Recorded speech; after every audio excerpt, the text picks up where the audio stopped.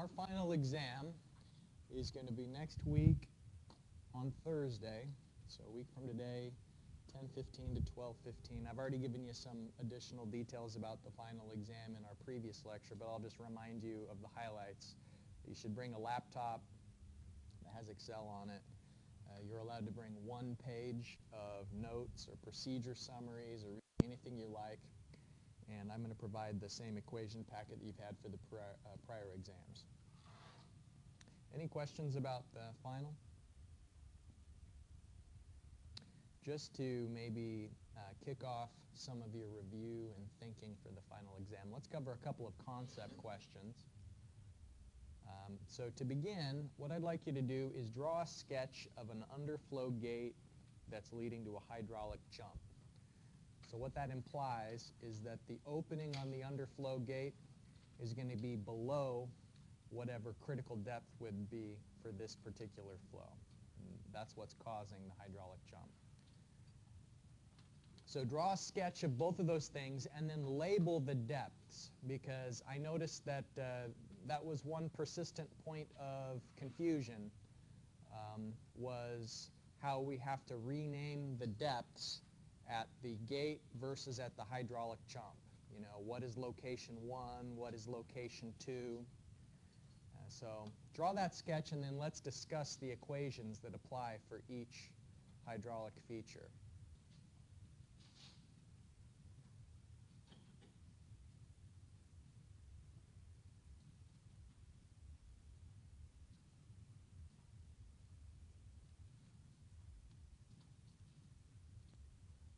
All right, so let me show you what sketch I've got here. This is a drawing that I put together for my solution of problem 1425. I'll lower the lights a little bit so it's easier to see. Don't do much. So we've got a gate, and in your sketch, I mean, it's not going to be 4 meters, but the point is that we have some upstream depth, and then the gate height is going to be larger than the contracted depth after the water finishes accelerating. And that coefficient of contraction multiplied by the gate height is how you find the contracted depth Y2. So from the perspective of the gate, when we're looking at the underflow gate, Y1 is upstream of the gate, Y2 is downstream of the gate. Now, when we have this hydraulic jump forming, then we have to have new definitions of what's location 1 and what's location 2. And so from the perspective of the hydraulic jump, this contracted depth is now going to be the upstream depth, Y1, and then Y2 is going to be downstream. All right, so the gate can be solved one of 2 ways. And in the quiz, some students solved it using the energy equation. And so this top equation is conservation of specific energy. Now, assuming that we don't have losses through the gate. And I think in the quiz I specifically said, let's assume that there's no energy losses through the gate. Otherwise, there would be a second term for the energy loss on the right side of the equation. But what we're saying is that the specific energy, so the depth and the velocity head, is conserved as there's flow through the gate.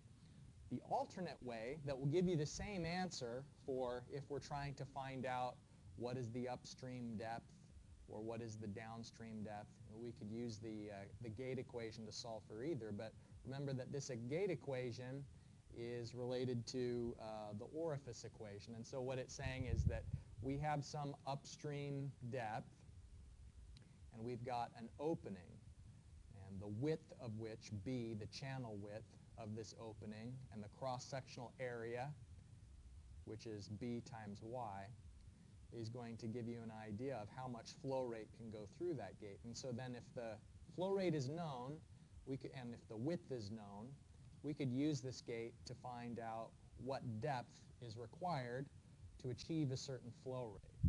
And then, of course, we're also given the formulas for the coefficient of discharge and the coefficient of contraction.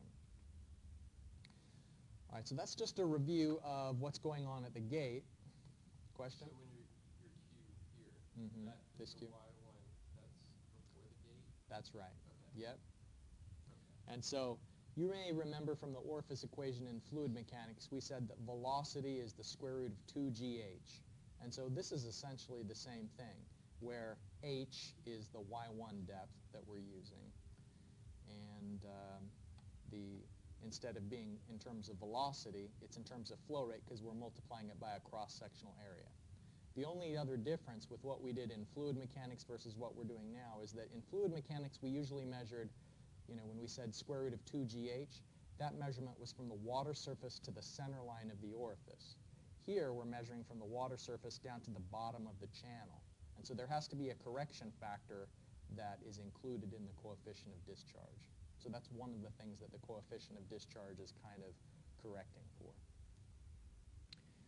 Now what's tricky is when we have a hydraulic jump, and in the equation packet that I've given you, the hydraulic jump can be calculated a couple of different ways. This top pair of equations is what you might use if you're solving for the downstream conjugate depth. And so if you're solving for y2, then you're going to need to know the Froude number upstream, the Froude number at 1. Or another way of handling it is to have the ratio of the critical depth to the upstream depth. And so both of those things would be known if you're solving for the unknown downstream conjugate depth. But we can also rearrange this expression to solve for what if it's the upstream depth that's not known. And so here the y1 in this bottom formula, it's not talking about the y1 in front of the gate. The hydraulic jump has no idea what's going on with the gate. All the hydraulic jump knows is momentum is conserved. That's really the only idea that's wrapped up in the hydraulic jump equation. And so momentum being conserved is what happens between the upstream end of the hydraulic jump and the downstream end of the hydraulic jump. Now in this particular sketch, I say that the hydraulic jump is matching up with the normal depth of the channel. And that was just the specific conditions of that problem. And that's not always the case. Sometimes the hydraulic jump will be going to a different depth than normal. But still, if we just wanted to review which equations apply to each of these distinct parts of the problem, the gate and the hydraulic jump, I wanted to emphasize that location 1 and location 2 are a little bit different. And that same thing kind of happened to you on the homework assignment, where when you had the supercritical flow, you had to change around what side of the equation the energy loss was occurring in. I think that was on a standard step problem. All right, so another review question. What method does Heckras use for hydraulic modeling? Like what's the guts or the engine that's working in Heckras? So in Heckras, it's using the standard step method. And the two main methods that we were talking about, direct step and standard step, of the two, the strength of the standard step method is that it allows us to handle different shapes, upstream and downstream.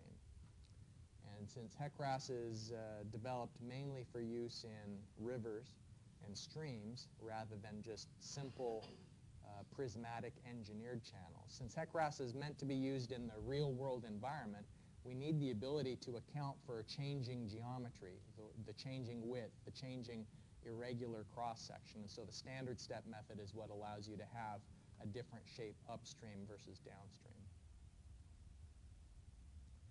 Okay, here's another concept review question.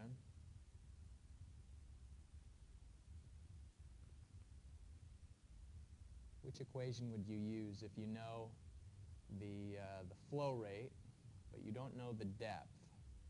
Let's say you're also given the slope and an idea of the roughness of the material that the water's flowing over. Manning's equation, right? And so we start open channel with the easiest, simplest equation there is. Manning's equation only applies for steady, uniform flow. Then where did we go from there? Well, we started talking about obstructions and flow over chokes.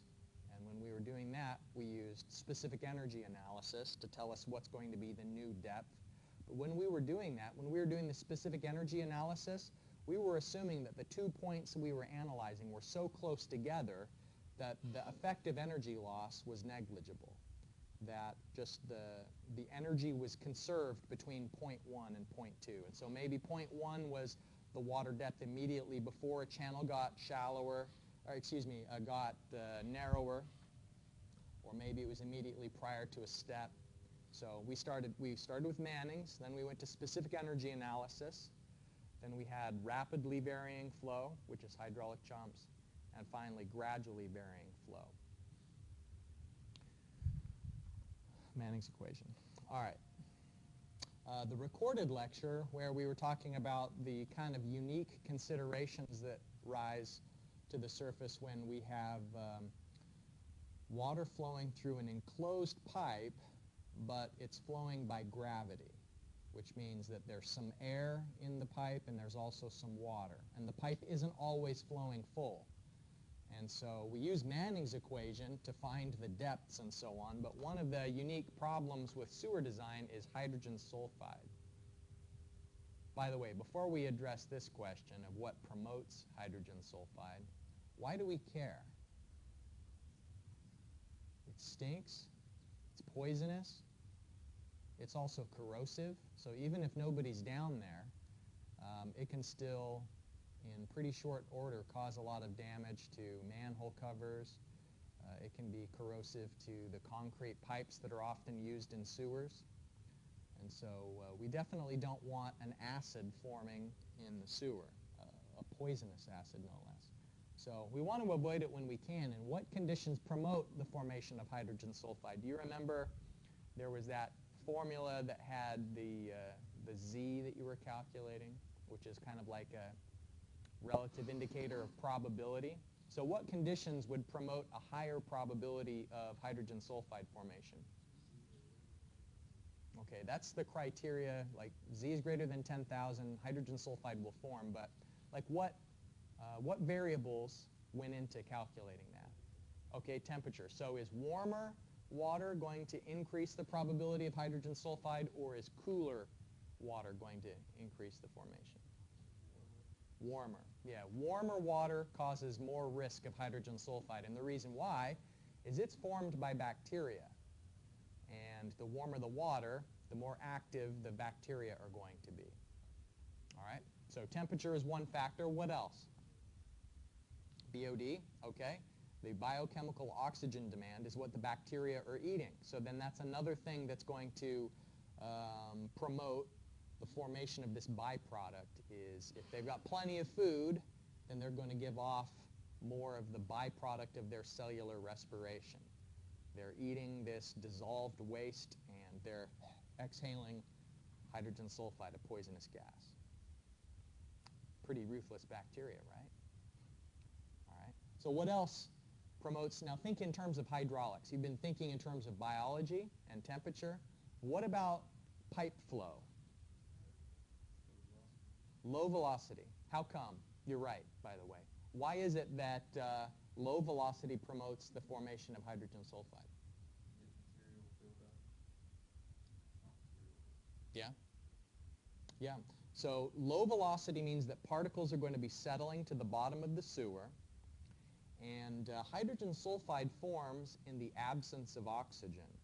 It's an anaerobic byproduct. When the bacteria have air to breathe, then they don't have to use hydrogen as an electron acceptor.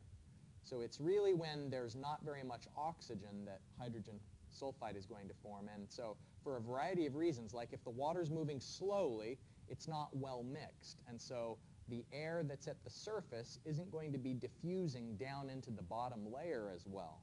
But if it's moving really slowly, then the demand for oxygen at the bottom scum layer of that sewer pipe is going to be greater than the supply of oxygen. And so then the bacteria down there are going to be using up all the oxygen, and when it's gone, they'll start using other things like sulfur for the chemical reaction, and it forms hydrogen sulfide. So conditions: low velocity.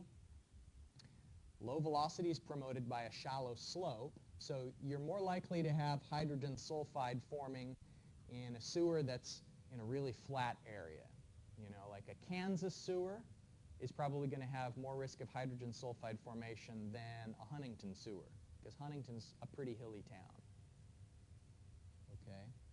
Low water depths, because low water depths would be promoting settling of particles, meaning there's a low flow rate. A period of low flow rate is going to allow particles to settle to the bottom, and when there's just a big layer of BOD, of organic material at the bottom of the pipe, then that can help contribute to increased oxygen demand. So it's a complex chain of events, but it's one that we have to be aware of when we're doing our design, because there's a few things we can do to prevent the formation of hydrogen sulfide. We can't change the temperature, can we? Yeah, we're not going to install refrigerators to cool the wastewater. That's not practical. There's not much we can do about the slope. If you live in Kansas, it's going to stay flat, so you can't just as a hydraulic designer say, well, I want 2% slope for my sewer, because then the sewer is going to be much, much deeper than the surrounding homes, and then you're going to have to pump it back up to the surface to treat it, and the excavation costs. Long story short, we can't change the slope, we can't change the temperature. What can we change to prevent hydrogen sulfide formation from the hydraulic design standpoint? Can't really change the flow rate, although I guess you can nudge people in the right direction. You know, if we limit broken pipes, then infiltration and inflow will be less, and if we try and encourage people to conserve water and have a low flow toilet, switch over to front loading washing machines that use less water, I guess there's a little bit we can do to manage demand. But the most direct way that as a hydraulic designer you can prevent hydrogen sulfide is just make sure the pipe isn't oversized. Because if you have an oversized pipe, if you have a pipe that is so much bigger than the flow that's likely to go through it, then the wetted perimeter is going to be relatively large, and there's going to be more resistance to flow. So you're going to have a slow-moving water velocity if there's a lot of wetted perimeter because of just the no-slip condition. So here we'd have low flow velocity, whereas if the pipe was just barely big enough, you want to not only save money, but in this case, the wetted perimeter relative to the cross-sectional area is going to be less significant. The wetted perimeter isn't going to be dominating, and so the water can be moving faster. So higher velocity, just because when you have really shallow depths, the water's just crawling along because there's so much contact with the surface area.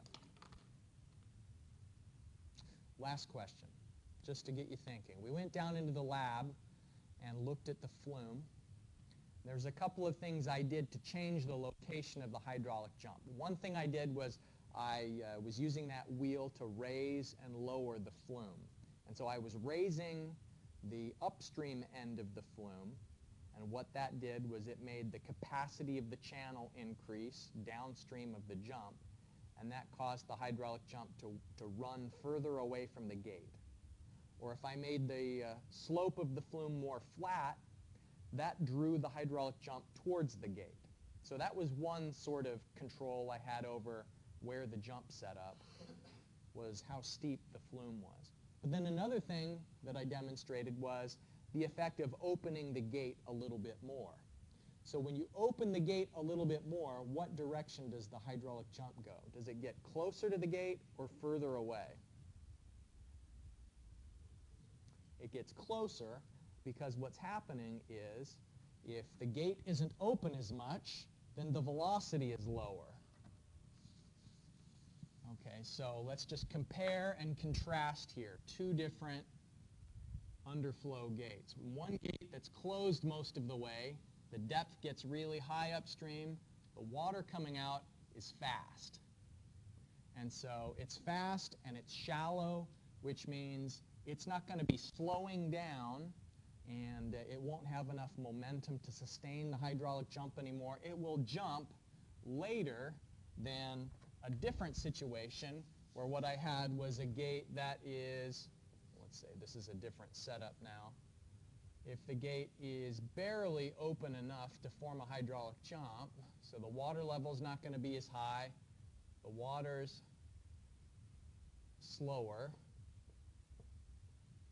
and the jump will get closer and closer. And so if I continue to open it and open it, then the hydraulic jump is going to be approaching the gate, and then there's a chance that I can drown the hydraulic jump. That actually the tail water is going to be filling in all of the space above the hydraulic jump, and then it would be submerged. Yes. Yes, exactly right. So here's our critical depth, and it doesn't have to be above the critical depth for this hydraulic jump to be submerged. But the closer you get to the critical depth, then that's going to be moving the hydraulic jump to the left, so closer to the gate. All right. Well, that's certainly not a comprehensive review. I hope that you don't feel like now you don't have to study for the final. But that's just to get you thinking about some of the ideas that's maybe it's been a while since you considered them. It's my intention to try and include some conceptual problems in the final exam. In addition to problem solving, I'd like to kind of judge how well you understand certain ideas. All right. Here is an image of an irrigation canal that's running in close proximity to some neighborhoods. And the purpose of this canal is to take water from the mountains to an agricultural area. And there isn't very much water in it right now, which is what allows us to see that it's trapezoidal in shape.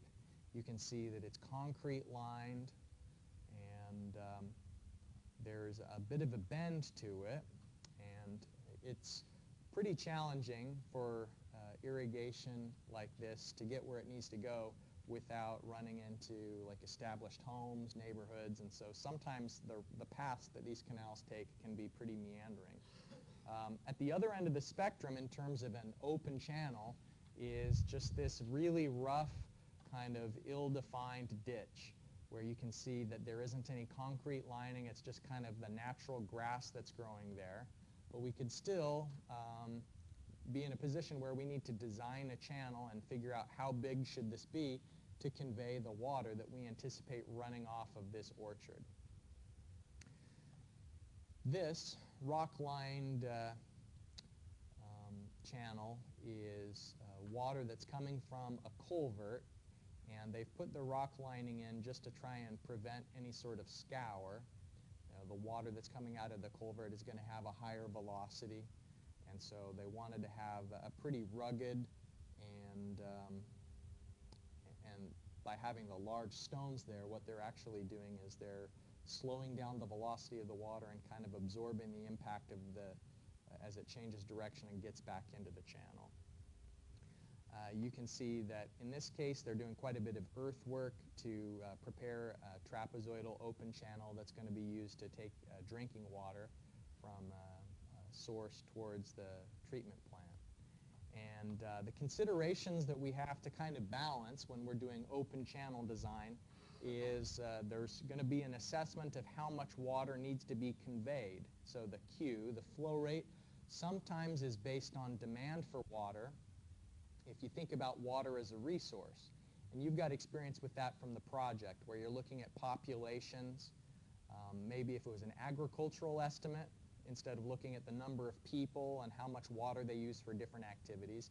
For agriculture, they may need to look at what types of crops are likely to be grown in a certain area. So how much water would be demanded by a certain acreage of rice versus if they're growing pinto beans versus if they're growing vegetables. So the quantity of water to be conveyed is one factor that sometimes you just have to do your best guess of an estimate, and then that estimate will be optimized and iterated as additional information rolls in. The slope of the ground is generally fixed, although there is something we can do to reduce the slope. I'll show you a picture of that in just a minute, what I mean by the one thing we can do to control slope. Velocity of water is a consideration because, as you can see, if we take the time to line a channel, we can tolerate higher velocities than what if this channel that's being excavated, what if they left it unlined? Well, you probably have a sense that if the water was moving very quickly, then it would have the ability to scour that soil. And so trying to understand the strength of the channel lining is going to have an effect on the velocities that can be tolerated. And the effect of infiltration varies depending on if this is storm water that we're just trying to get rid of because otherwise it would cause flooding. You know, if you've got storm water, you don't particularly care if it's infiltrating into the soil. But then there are other instances where infiltration losses are a real problem.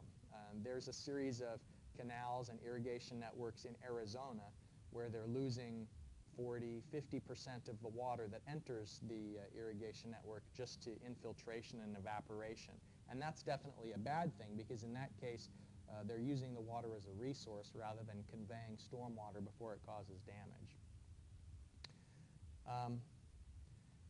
When we construct open channels, then the materials that you're using and the geometry kind of has to match what the intended use is. And this photo is showing an irrigation canal in Florida where, if you've been down to Florida, you've probably seen similar things to this. It's a very wet state and it's very flat as well. And so they have these canals that the water's not moving particularly fast and therefore they have to put in a lot of them.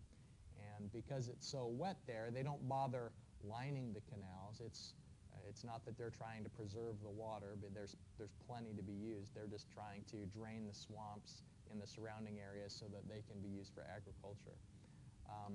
A lot of the grass-lined channels that are utilized would be for areas where you expect that kind of gentle flow, and you don't have to armor or kind of ruggedize the channel. But a lined, non-erodible channel would be used for stormwater applications where you've got a steeper slope, where you expect the velocity is going to be high enough that even a grass-lined channel would maybe be threatened by that.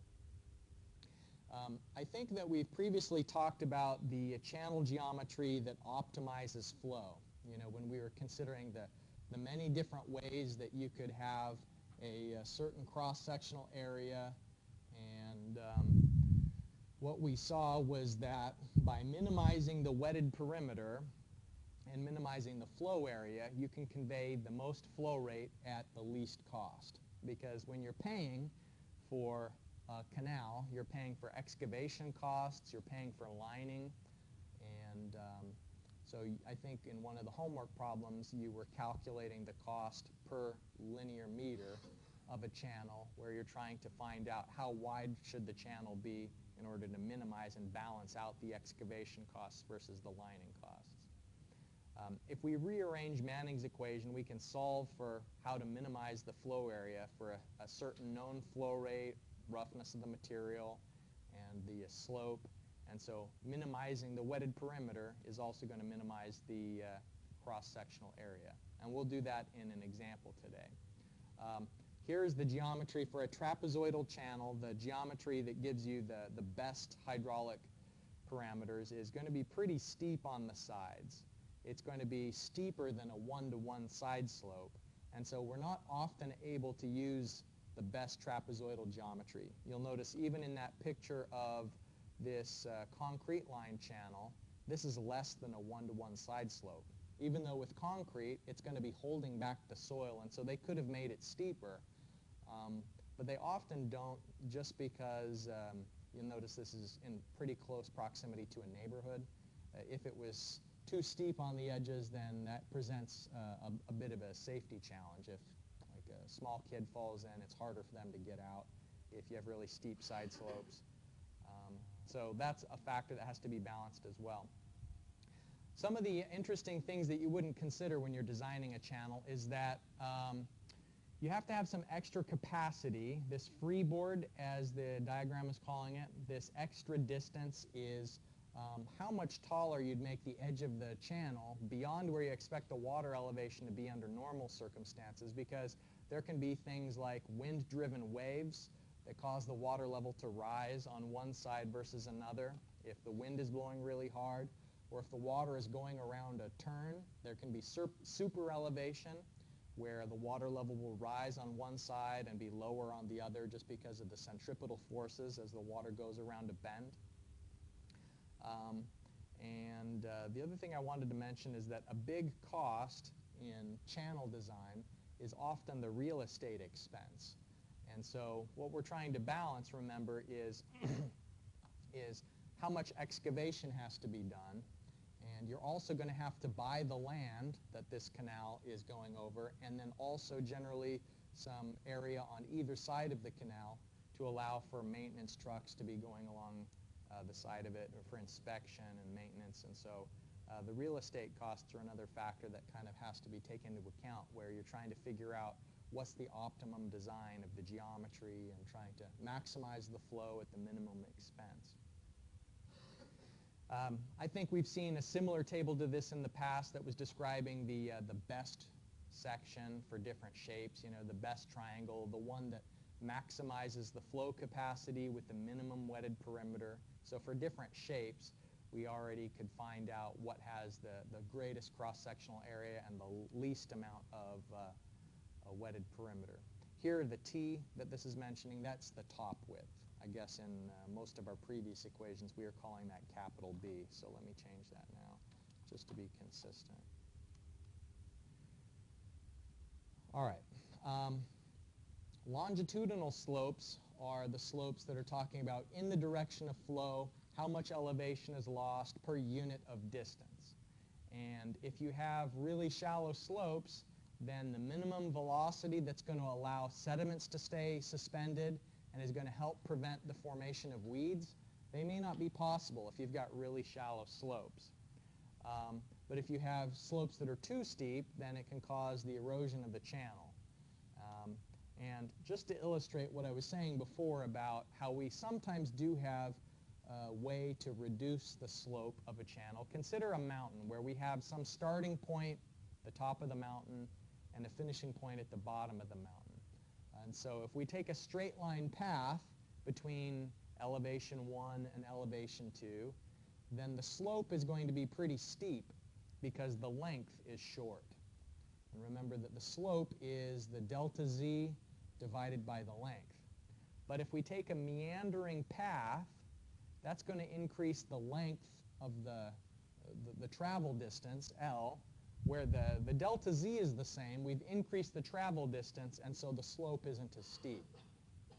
So that's why when you go skiing, if you're a kamikaze, you're going to be straight down and you're moving really fast, but if you go side to side on the hill, then you're going to be under control and moving a lot more slowly because your slope isn't as steep by going side to side. And so that's a technique that we can use in hydraulic design as well. By choosing a meandering path, that's going to reduce the velocity of the water if our slopes otherwise were too high and prone to causing channel erosion.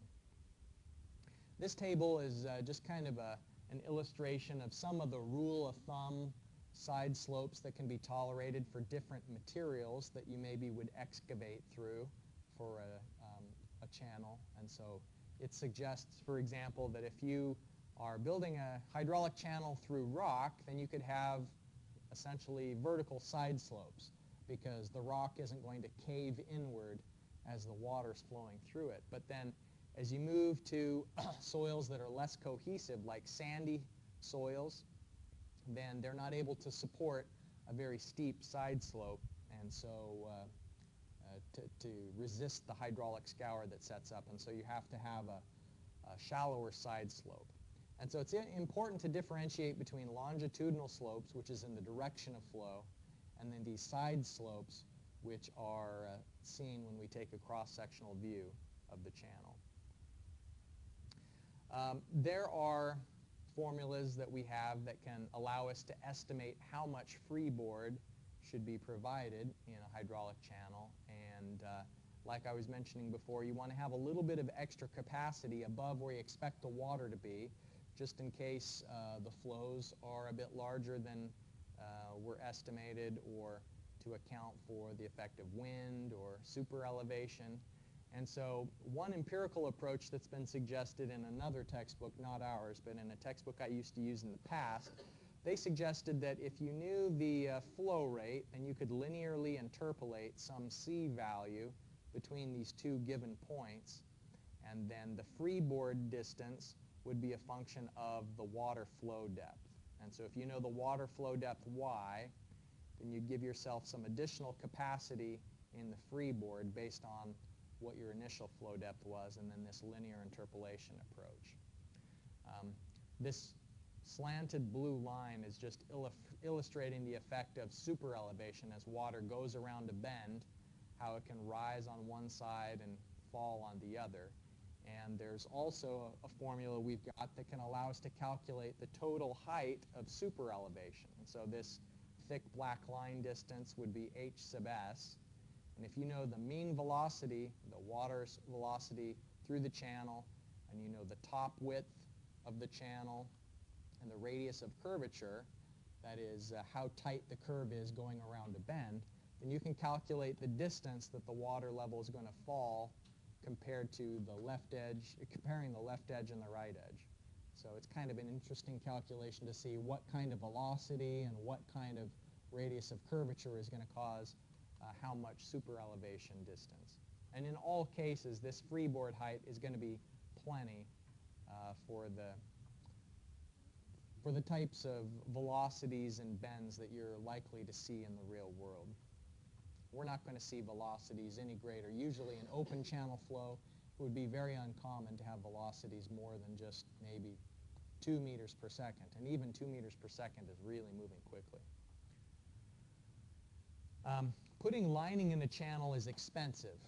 By lining, what I mean is a clay liner, like a compacted clay would be considered a liner, and that would be one way of preventing infiltration of the water down into the soil, because clay, remember, has a really low hydraulic conductivity, and it's going to prevent losses due to infiltration. Another liner maybe would be a plastic liner or concrete. So the advantages of spending that extra money is that if you've got the resistance to shear stress, then you can increase the velocity that's going over the surface. You know, a concrete lining can tolerate a lot more shear stress than just a loose sand could. And so it's going to be stable over time, where sand maybe during a period of high flow rate would just be scoured downstream and it could cause a lot of damage. So the advantage is that it helps to ensure the durability and the life of a channel. And so when we're going to do a line channel design, we select a material based on cost constraints or sometimes based on codes in a given area, like what the regulations might be in the county that you're doing the work.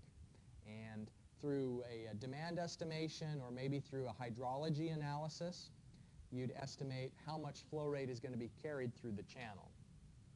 So by hydrology analysis, what I mean is you're looking at the watershed that's upstream that's going to be contributing water to this channel, and you're considering factors like what's the area of the watershed, is it urban versus rural, because urban areas that have more pavement, more roof area, those are all going to be increasing the runoff compared to just the natural undisturbed soils that maybe would have more infiltration and a better evapotranspiration.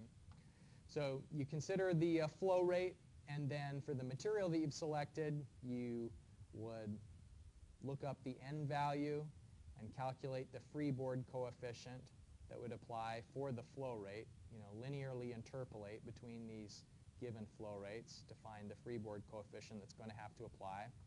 Use Manning's equation to calculate the normal depth, and then for that depth, you're then going to check to see what's the flow velocity and the Froude number. And the rule of thumb is that we don't want the flow velocity to be greater than 2.1 meters per second, or the Froude number to be greater than 0.8 if it's non-reinforced. If you have higher velocities, it is possible to handle them. You know, flow over a spillway is going to have a much higher velocity than 2.1 meters per second, and flow at the bottom of a spillway is going to be supercritical, and so the Froude number would be a greater than 1.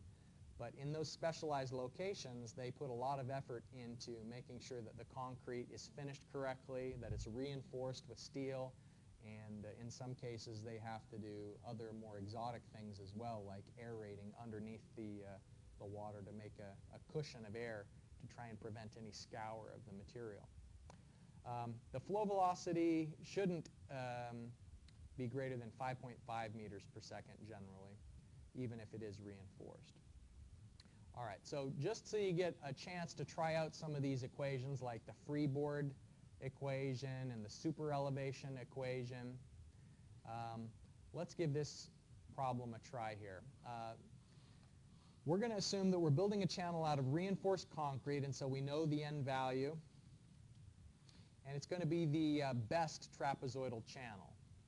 So by best trapezoidal channel, what I'm saying is that we assume that its geometry is going to be based on this. So the best trapezoid, let me copy it down onto the whiteboard so that we'll have access while we're on that other slide.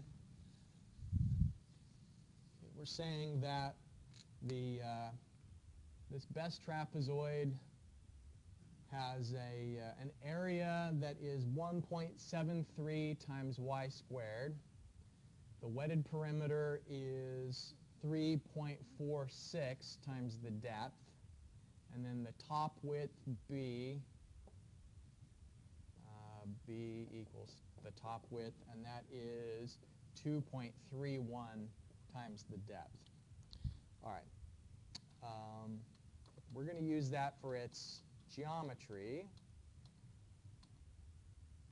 Oh, that was already on the slide. You guys really need to stop me sometimes when it was there to begin with. All right. We've got the coefficient C that we're going to use for determining the freeboard depth, the freeboard elevation that we need. So I guess just steps 1 through 5 imply the order that we should be solving this example. Let's find out what velocity is there going to be in this scenario with a 0.5% slope and the radius of curvature. The worst it's going to be, worst case scenario, is a 5-meter radius of curvature. So by design the channel, what I mean is I'd like you to tell me what's the cross-sectional area, what's going to be the top width, what will be the flow depth at the design flow rate. Basically describe what the flow characteristics are going to be when we've got that 2.4 cubic meters per second.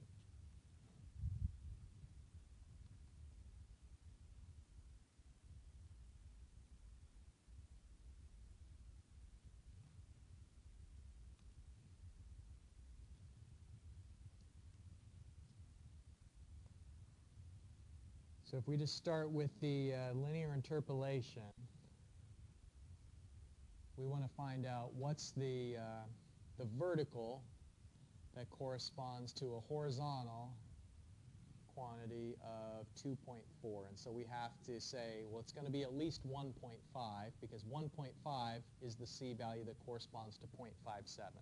So it's going to be 1.5 plus the incremental C that's associated with increasing the flow rate besides 0.57. So going from 2.4 down to 0.57, that tells us the delta x and multiply it by the slope. So that's the C value that we're going to use later on when we're calculating the freeboard elevation in step 5, 1.522. So in step 3, calculate the normal depth with Manning's equation. Oh, I just remembered. In the review, I was going to ask you a concept question. How is Manning's equation different for traditional units than for SI units? 1.49. Right, good. I'm glad you knew that. All right, so in this case, it's the SI units. And so for step 3, calculate the normal depth. We have, as Manning's equation, Q equals area to the 5/3, slope to the 1/2, divided by N times P to the 2/3. So what you're going to substitute in is area in terms of the unknown depth y, wetted perimeter in terms of the unknown depth y, and we're going to be solving for y with the given slope, given flow rate, and the known N value. So we're just going to be solving for what is y.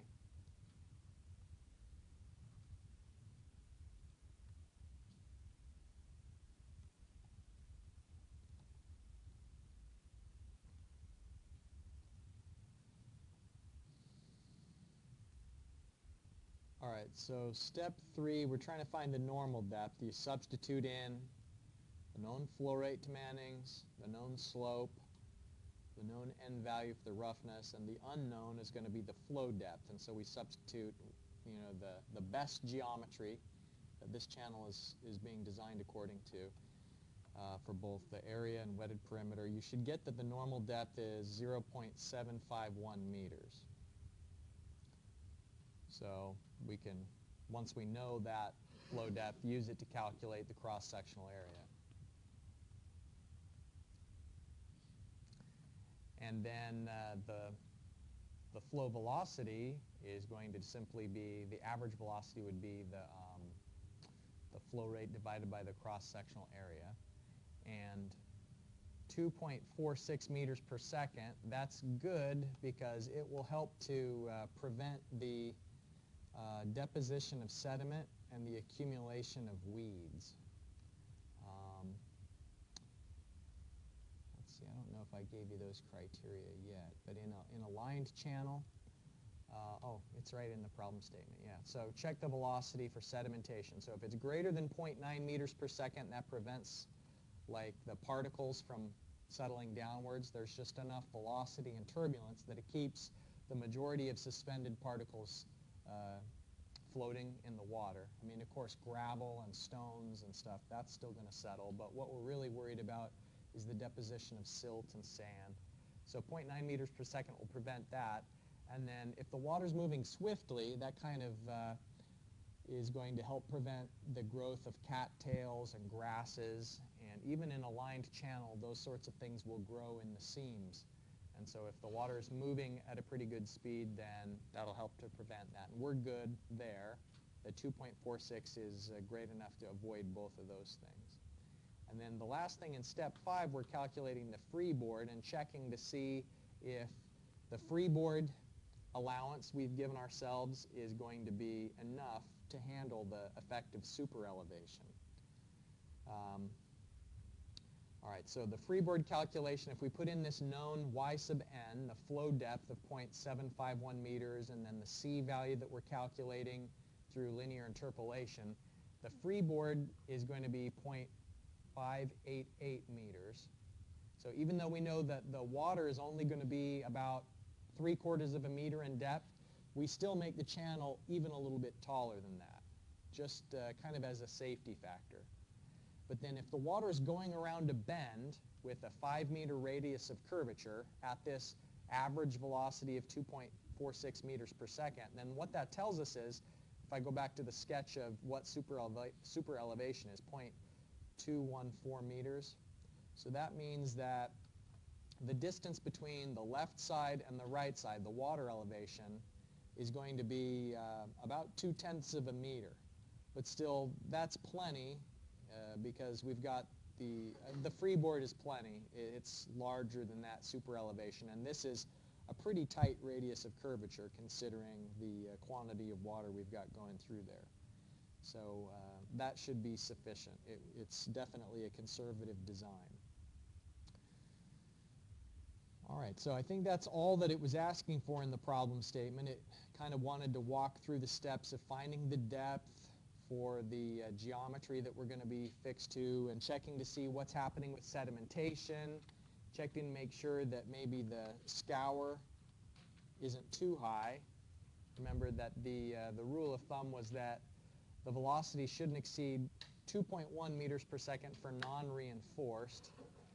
But in this case, it's going to be concrete lined, so the 2.46 meters per second is probably okay. Before we finish, let's just talk briefly about unlined channels and some of the special considerations that occur there. In soil mechanics, I think that you probably already learned about the angle of repose, and it's related to not only the chemical properties of the soil, but also like the shape of the grains. And so a smooth, circular, spherical grain is going to be less cohesive than an angular sand that's interlocking, and jagged edges helps to keep the sands together. And so what we can do is we can know that if a soil is not going to be able to pile with a very steep angle of repose, then it's also unlikely to resist the effects of shear stress that's being applied by the moving water. And earlier in the semester, we took a look at the relationship between shear stress and channel slope. This equation is from then, but we can also apply that to the sides of a channel. If it's an unlined channel, then we can use the angle that the channel is being built at, the side slope angles, and calculate how much shear stress there is, not just on the bottom of the channel, but on the sides as well. It's going to be a little bit lower than the shear stress on the bottom, but the advantage is the channel at the bottom is already horizontal, so it's going to be less prone to crumbling inward towards the channel than compared to the channel sides. So the procedure is just a little bit different than when we have a lined channel like we did before. What we'd have to perform is a geotechnical analysis of the soil just to understand a little bit more about the allowable shear stress so that we could calculate the shear stress that's applied to the side slopes and see, is the shear stress that the water is applying to the channel greater than its strength? And if it is, we're in trouble. We're going to have to either reduce that angle to make it more stable, or consider lining, or maybe a meandering channel would reduce the slope a bit and reduce the velocities consequentially.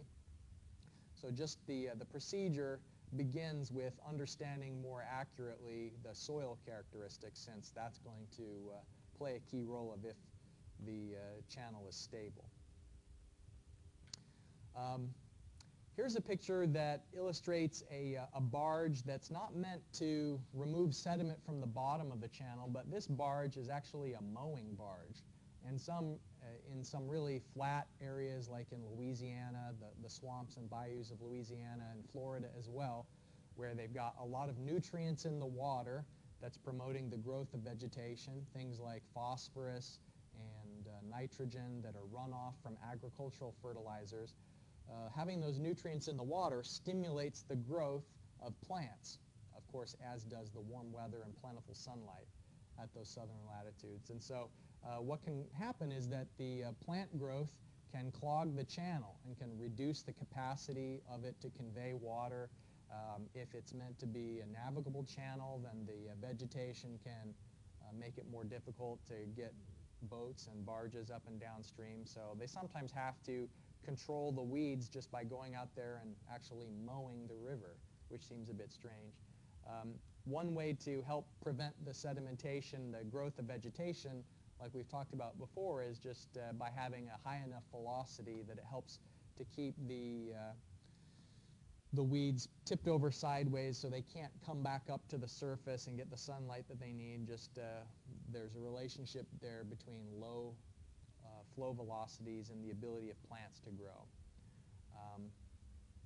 There's a publication, the HEC 15 publication, that's used for grass-lined channels, and it rates different types of grasses and their retardants and their ability to resist flow velocity.